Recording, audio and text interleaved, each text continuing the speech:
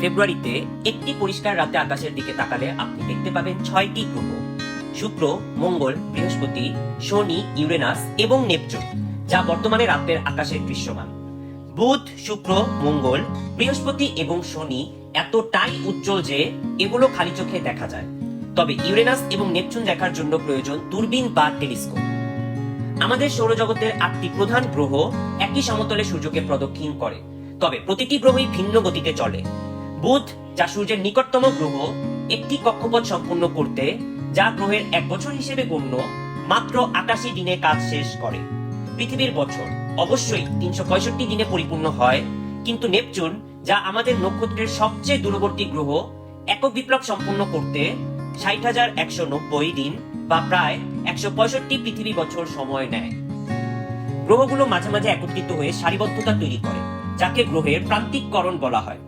5-6টি গ্রহ একসঙ্গে দেখা দিলে তাকে বৃহৎ প্রান্তিককরণ বলা হয়। 2019 সালে গবেষকরা পরামর্শ দেন যে গ্রহের প্রান্তিককরণ সৌর কার্যকলাপে প্রভাব ফেলতে পারে। সূর্যের 11 বছরের চক্রটি তার কার্যকলাপের শীর্ষস্থানে পৌঁছায় সৌর সর্বাধিক, যা আমরা বর্তমানে আছি, এবং সবচেয়ে দুর্বল কার্যকলাপের সময়কাল সৌর ন্যূনতম হিসেবে পরিচিত।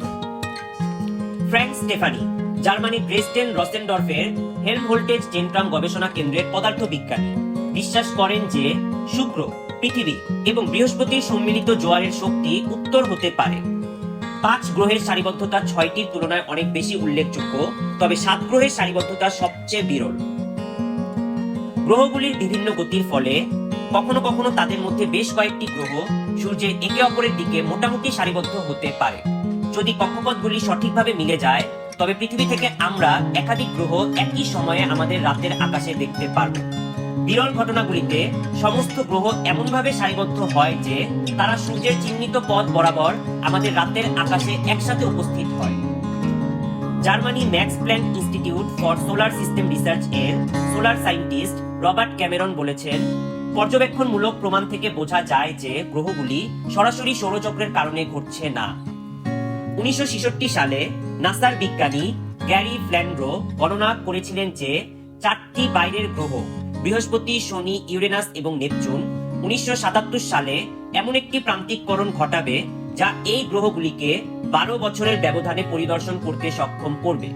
যদি এই গ্রহগুলো একত্রিত না হতো, তবে তাদের মধ্যে পরিদর্শনের জন্য প্রায় 30 বছর সময় লাগত।